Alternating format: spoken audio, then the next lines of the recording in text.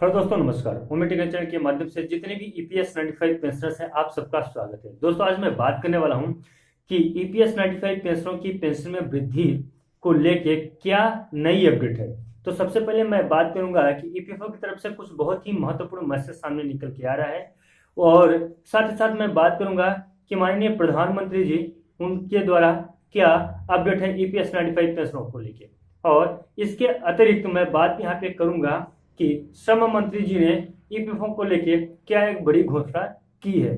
बहुत ही महत्वपूर्ण अपडेट है, और जितने भी ईपीएस 95 पेंशनर्स हैं, मेरे हिसाब से सबको जानना चाहिए। साथ ही साथ एनएसी के जो कमांडर माननीय अशोक रावत जी हैं, उन्होंने भी जितने भी ईपीएस 95 पेंशनर्स हैं उनके लिए एक मैसेज छोड़ा है। हालांकि उस मैसेज के लिए मैं अलग से एक वीडियो बना दूंगा, जिसके माध्यम से आपको मालूम पड़ जाएगा कि एनएसी के कमांडर माननीय अशोक रावत जी जितने भी तमाम ईपीएस 95 पेंशनर्स हैं समस्त राज्य के, उनके लिए क्या मैसेज डाला है। चलिए मैं यहीं पे ही बता देता हूं कि देखिए, जितने भी ईपीएस 95 पेंशनर्स हैं उनके लिए महत्वपूर्ण मैसेज ये है कि एनएससी के द्वारा जो प्रयास किया जा रहा है कि जितने भी ईपीएस 95 पेंशनर्स हैं उन्हें पेंशन मिले, पेंशन की बड़ी बड़ी रकम मिले, लेकिन सिर्फ और सिर्फ एनएससी के काम करने से पेंशनर को पेंशन नहीं मिलेगी।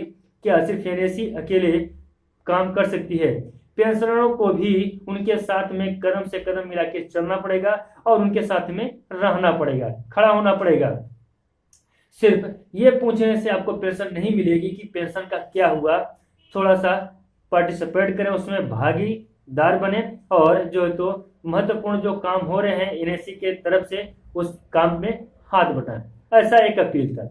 दोस्तों, बहरहाल ये एनएससी के टीम के द्वारा जो भी नई अपडेट रहती है वो मैं आपको बताऊंगा अलग से वीडियो बना के सेपरेट। लेकिन मैं अभी यहाँ पे आपको बताना चाहता हूँ कि जो ईपीएफओ की तरफ से महत्वपूर्ण खबर निकल के सामने आ रही है, और उससे भी महत्वपूर्ण खबर श्रम मंत्री जी को। इसके पहले मैंने कल आपको बताया था कि बीएमएस के द्वारा श्रम मंत्री जी को एक महत्वपूर्ण लेटर दिया गया था, जिसमें ईपीएस 95 पेंशनरों को प्रथम स्थान, पहले ही टॉपिक पे उनको एक जो तो उनका पूरा संज्ञान दिया गया था कि जितने भी ईपीएस 95 पेंशनर्स हैं उन्हें उनके पेंशन में बढ़ोतरी की जाए, क्योंकि उन्हें काफी दिक्कतों का सामना करना पड़ रहा है।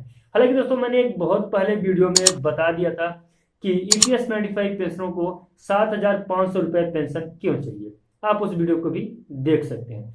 अब चलिए मैं आपको यहाँ पे बताता हूँ कि जो ईपीएफओ की तरफ से बड़ा अपडेट है। देखिए, ईपीएफओ ने सीधा कहा है कि जो 67 लाख ईपीएस 95 पेंशनर्स हैं उन पेंशनरों की पेंशन में वृद्धि हो जाएगी या कर दूंगा, लेकिन एक साथ वृद्धि करने से जो भारतीय खजाना है, सरकारी खजाना है, उस पर असर पड़ेगा इसका। इसलिए एक ही साथ जितने भी पेंशनर्स हैं उन्हें पेंशन नहीं बढ़ा सकते हैं। और साथ ही साथ उन्होंने यह भी लिखा है कि ऐसा कोई भी सर्कुलर आदेश जब तक जारी नहीं हो जाता है तब तक आप न माने कि ईपीएस 95 पेंशनरों की पेंशन में वृद्धि हुई है या नहीं।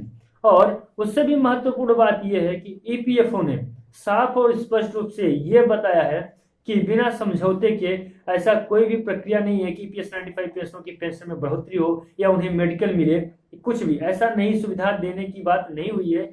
तो उनसे कुछ समझौता करना पड़ेगा। और वो देखिए किससे बात करते हैं, सरकार से बात करते हैं या सीधा ईपीएस 95 पेंशनरों से बात करते हैं। बात करने के बाद ही जितने भी ईपीएस 95 पेंशनर्स हैं उन्हें पेंशन मिलेगा। सुप्रीम कोर्ट में केस विचाराधीन है, अभी कोई भी आगामी डेट नहीं है। जैसे ही आगामी अगली डेट तारीख आती है तो सुप्रीम कोर्ट के माध्यम से क्या डिसीजन लिया जाता है ईपीएस 95 पेंशनरों के प्रति, उसी हिसाब से आगे का काम होगा। अब मैं यहाँ पे बात करता हूँ कि माननीय प्रधानमंत्री जी के द्वारा एक महत्वपूर्ण संदेश यह है कि समस्त ईपीएस 95 पेंशनर्स, जितने भी ईपीएस 95 पेंशनर्स हैं उन्हीं के द्वारा 2014 में 1,000 रुपए, 400, 500, 200, 250, 300 इतना ही मिलता था जितने भी ईपीएस 95 पेंशनर्स हैं। लेकिन उन्होंने उस रकम को 1,000 तक लेके आया कि मिनिमम रकम 1,000 रुपए होनी चाहिए, यानी कि सबको 1,000 रुपए का रकम मिलनी चाहिए, पेंशन मिलनी चाहिए। और लागू भी हुआ, मिला भी। लेकिन अभी तक जो 1,000 वाले स्कीम में नहीं जुड़ पाए हैं 2014 से, कुछ ऐसे भी हैं जो इस स्कीम में नहीं जुड़ पाए हैं, उन्हें जोड़ दिया जाए। और इससे भी महत्वपूर्ण खबर मैं और आपको बता दूं कि श्रम मंत्री जी की तरफ से एक बहुत ही महत्वपूर्ण अपडेट निकल के सामने आ रहा है। क्योंकि देखिए, श्रम मंत्री जी को बीएमएस ने एक पत्र लिखा था। पत्र में बताया कि समस्त ईपीएस 95 पेंशनर्स जो हैं उनके बातों पे विचार करे सरकार, गौर करे श्रम मंत्री। क्योंकि अभी तक जो ईपीएस 95 पेंशनरों को पेंशन की रकम मुहैया कराई जा रही है या जो उन्हें मिल रही है, उससे उनका घर परिवार नहीं चल सकता। वो अपना हॉस्पिटल का भी खर्चा नहीं उठा सकते हैं। और तो और वो अगर कंटिन्यू 1,000 रुपए में एक महीने का दूध भी नहीं ले सकते हैं पीने के लिए, खाने के लिए। वृद्धावस्था है, कमाने का कोई दूसरा जरिया है नहीं, इनकम का कोई दूसरा सोर्स है नहीं, इसलिए उन पे जो है तो दया दृष्टि की जाए और उनकी पेंशन में वृद्धि की जाए। साथ ही साथ और भी बहुत सारी बातें जो है तो उसमें है, लेकिन अभी श्रम मंत्री की तरफ से भी ये बात विचाराधीन है, विचार करने के बाद बताया जाएगा।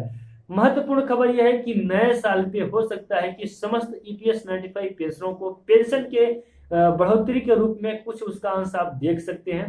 नया साल बहुत दिन नहीं है, अब 1 हफ्ते की बात और है, तो हो सकता है कि नए साल पे जितने भी ईपीएस 95 पेंशनर्स हैं उन्हें बढ़ी हुई पेंशन का स्वाद चखने को मिल जाए। अब मैं बात करूंगा उत्तर प्रदेश में। आप सबने जानते ही होंगे कि जितने भी वृद्धा पेंशन योजना के तहत बुजुर्ग आते थे, उन्हें जो 500 रुपए मिलता था अब उन्हें 1,000 रुपए मिलने लगा है। ये भी एक बड़ा अपडेट है, महत्वपूर्ण बात है, पेंशन से जुड़ी हुई जानकारी है, तो मैं यहीं पे दे देता हूँ कि आप इसे भी देख लें, इसे भी समझ लें, जान लें। तो अगर उन्हें मिल सकता है तो हो सकता है कि शायद ईपीएस 95 पेंशनों की भी पेंशन में वृद्धि हो जाए। दोस्तों, कल की वीडियो में आप लोगों ने बहुत अच्छा प्यार दिया। आज अभी तक का जो लेटेस्ट अपडेट है ईपीएस 95 पेंशनों के प्रति, वह अपडेट यही है।